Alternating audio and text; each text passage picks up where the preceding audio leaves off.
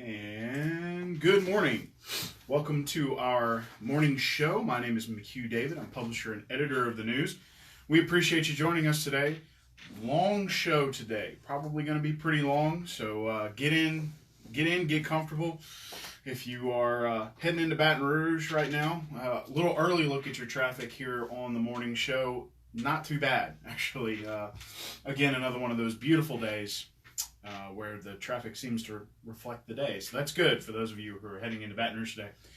Good morning again. My name is McHugh David. I'm publisher and editor of the news. You can check out this podcast if you're watching us on, this morning show, we call it a podcast. If you're watching us on Facebook, we appreciate it, watching us live. If you're watching us somewhere else, we are at www.livingstonparishnews.com/podcast. They're all free. You can catch up on these shows. We do have an evening show, and we have a long-form podcast. Speaking of, we will be talking to Congressman Ralph Abraham around 10:30 a.m. Once that recording is done and processed, we will be pushing it out to you in the coming hours. So look for that around lunch. And we appreciate Congressman Abraham joining us today. Again, we are on Facebook, Twitter, LinkedIn, YouTube, and Instagram. Please check us out in those places. The editorial department is putting out some great content on those platforms. We appreciate their efforts. We are magazine style on Thursdays and broadsheet on the weekend edition. You can check those out in your local racks. Traffic today, like I said, you've got minor delays on 64 heading into Central, minor delays on 190 heading at 4-H Club Road in Denham Springs heading into Baton Rouge, and right now, no delays on I-12. What a morning. What a day to be alive. Awful delays on I-10 heading into Baton Rouge, but right now I-12 relatively clear, relatively speaking. Minor delays as you head into the 10-12 split. Weather today, 67 degrees, another one of those nice mornings that's sort of reminiscent of fall, kind of a trick. It will actually be relatively cool. It will stay, it's going to get warm today. Going to get up to 90 degrees this afternoon, but it will cool off over the weekend as some rain moves through.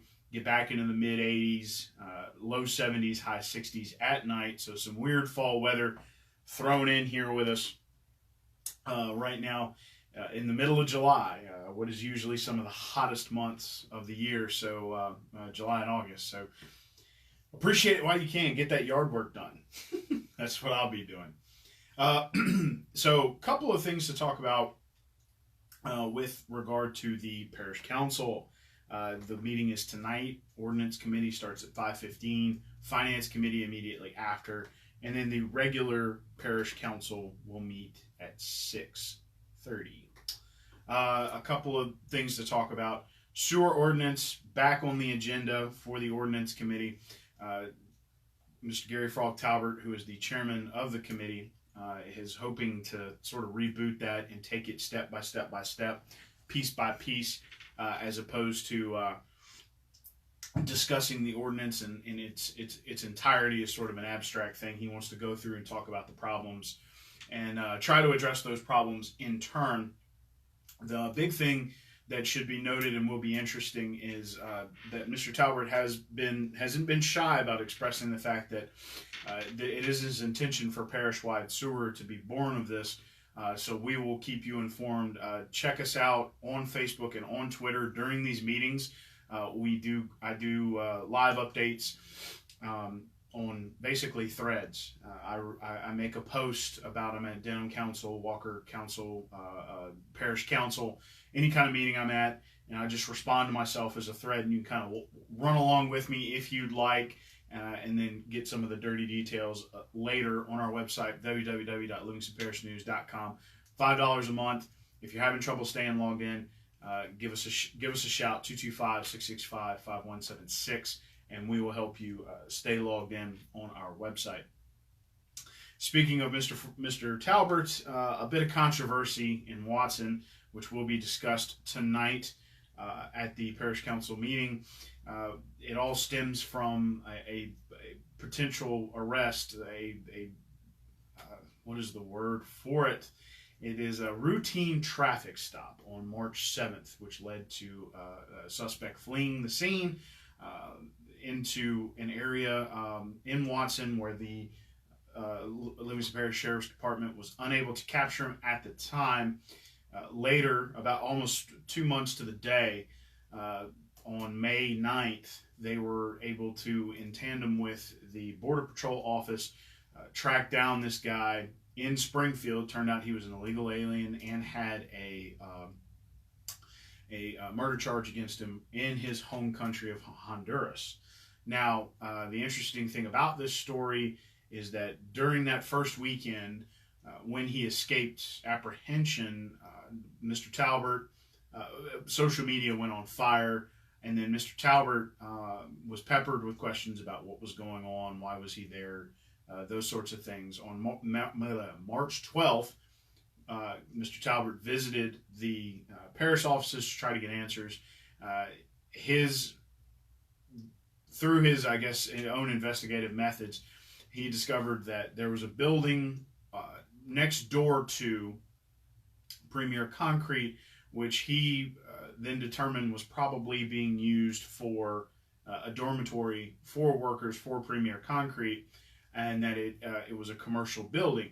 That was was most of his intent. He didn't care about the use of the building.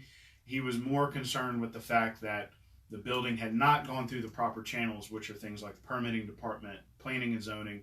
There was no drainage impact study done, and the fire marshal had not inspected the building. What Mr. Talbert is after is just a resolution from the council to get that property to go back to the beginning and go through a drainage study, make sure that it's fire marshal compliant and those sorts of things, which of course has an effect on the area around it. That debate will be up tonight at the Parish Council. You can come give it a watch and see how it goes. It should be an interesting one. Also on the agenda tonight is the dissolution of mosquito abatement boards 2 and 3. That is sort of closing the book on the mosquito abatement chapter for districts, Parish Council districts 2 and 3, which are Gary Fogg Talbert and Maurice Scooter Keene. Mr. Talbert said that if he could not have final financials ready because some people were slow on the billing process, he would postpone closing the books for another 2 weeks until all the financials could get straight. Those financials, the questions about financials and final book records were brought up by Shannon Sloan, who was running against Mr. Scooter Keene in District 3 at the last Parish Council meeting. We've got a good story up. I say good. I don't usually brag on myself. I'm not really bragging on myself. I hope you like the story. On our On the Road program, which should begin towards the end of August, there are 17 roads on this year's plan. I didn't list them last night. I will list them this morning. That would be North Doyle Road, which is Phase 1, Caraway Road, Herman Ernest Road, Clinton Allen Road, Jason Drive, Carolyn Avenue, Cottonwood Drive, Harris Road, South Satsuma Road, Duff Road, Bull Run Road, and I lost my list here. There it is. Gum Swamp Road, North Section, Cedar Street in Springfield, Dutch Lane, Swamp Drive, Pine Street, and Henry Wright Road. So, interesting list this year. A long list. The reason there's a long list is that in 2017, the parish forewent the road program for a year in order to save money to apply for grants. That chicken came home to roost. So in 2018, there was $8 million for the road program as opposed to $1.5 million because much of the road program funds right now are eaten up in bond payments. And this year, again, they have a long list of roads. So the gamble paid off. It could not have, but it did. That gamble was pushed by Parish President Leighton Ricks and Miss Jennifer Myers, who is the parish finance director. You can read about the financing and how it works and the gamble that they made today online. It also in print. It's called "It's the Lifeblood" is the title of the article. It is lengthy. I am sorry for that, but there's a lot of dirty details and numbers in there that if you are a numbers person, you'll find interesting. Otherwise, just keep it for reference. That is currently how they fund the road program We'll talk more about that tomorrow. How they choose the roads is also an interesting process. The parish picks an engineering firm who then takes these roads that are submitted by each individual parish councilman and inspects them, and then runs them through a list of criteria that would or would not make them, I guess you could say, eligible, or it gives them a score, and then they choose based on the score. And part of that, of course, is price. How big the road is, how much it would take to overlay it as part of the program. Some of the other things they look at, according to Mr. Billy Taylor from Macklin and Associates, which was the engineering firm of record this year for the road program, they look at traffic counts, road use, cracking, potholes, how much patching, all that goes into the overall ride quality and the condition of the roadway, number of residences, number of businesses, number of churches, access for and to first responders, the number of schools, number of rec facilities, any known issues the road has experienced. Maybe it flooded, maybe a tree fell on it, and they just patched it, those sorts of things. And then how the road affects the overall road network in Livingston Parish. A lot of that has to do with where does it push traffic? How does it get traffic there? If the road was improved, would traffic flow better? Those sorts of things. So that's the road program for 2019. We might bring it up this evening. It depends on how tough it is when I do the evening show after the parish council meeting. Should be a lot of fun. Moving out of the parish council, because I know y'all are probably tired of me talking about it. A good story from Kevin Fambro out of Livingston. Sartwell Park, or Johnny Sartwell Memorial Park, we'll be getting some grounds lifts, I guess you can say. Not facelift, but grounds lift.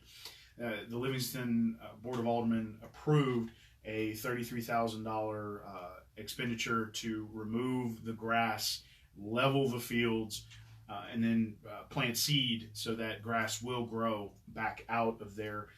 Currently, the park has drainage issues and hole issues where water has run under the field, which makes for dangerous playing conditions for kids. So again, that's a $33,000 expenditure by Livingston to try to fix Sartwell Park. Today there is a job fair. Businesses ready to interview people with disabilities. It's going to be at the First Pentecostal Church in Denham Springs, 1020 South Range Avenue. I said yesterday it was from 12 to 3. It's actually from 1 p.m. to 3 p.m. So again, job fair for those with disabilities. There are 25 businesses on tap. It's from 1 p.m. to 3 p.m. at First Pentecostal Church today, 1020 South Range Avenue. Check that out.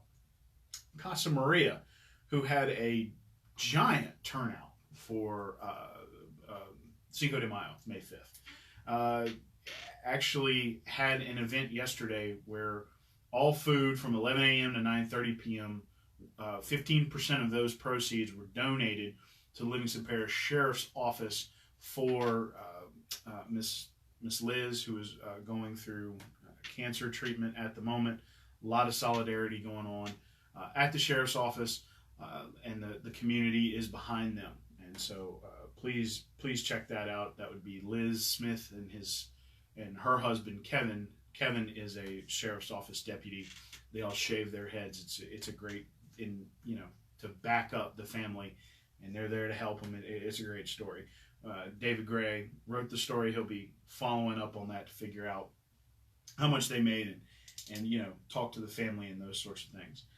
Kate Thompson, who plays for Denham Springs, is another one of those basketball players that was real focused on her AAU career this summer, trying to increase her stock for the upcoming, not necessarily draft season, but the upcoming signing period. She is down to five schools. Those include Little Rock, Nichols State, Southeastern, UL Monroe, and Southern Mississippi.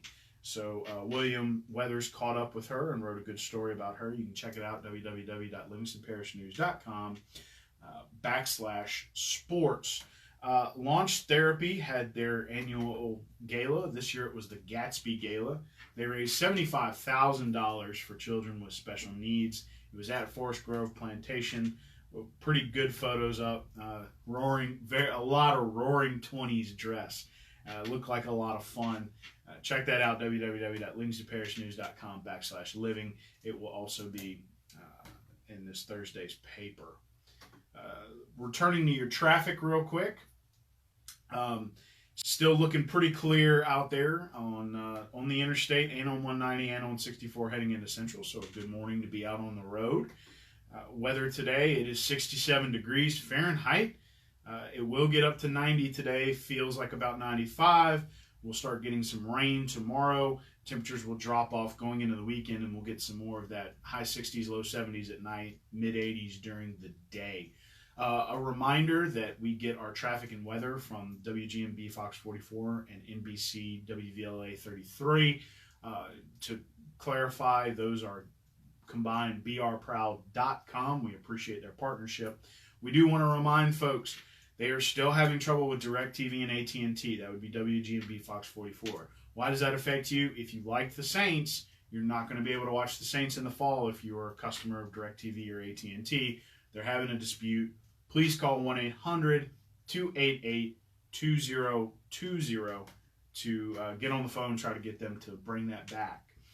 Again, we appreciate you joining us this morning. My name is McHugh David. I'm publisher and editor of the news. If you ever miss one of these shows, you can find it at www.livingstonparishnews.com/podcast. We have audio versions and video versions. You can watch either one. Please don't watch the video while you're driving. Thank you. We also put our podcast out on Anchor FM. They're distributed everywhere. I've been told by Mr. Drew Walker that perhaps we might have an agreement with Apple Podcast. I will find out more about that today. Fingers crossed. Otherwise, appreciate you joining us. We will be back at you this evening after the Parish Council meeting if you want to join us for that. Otherwise, we will catch you tomorrow morning, Friday. Have a great day.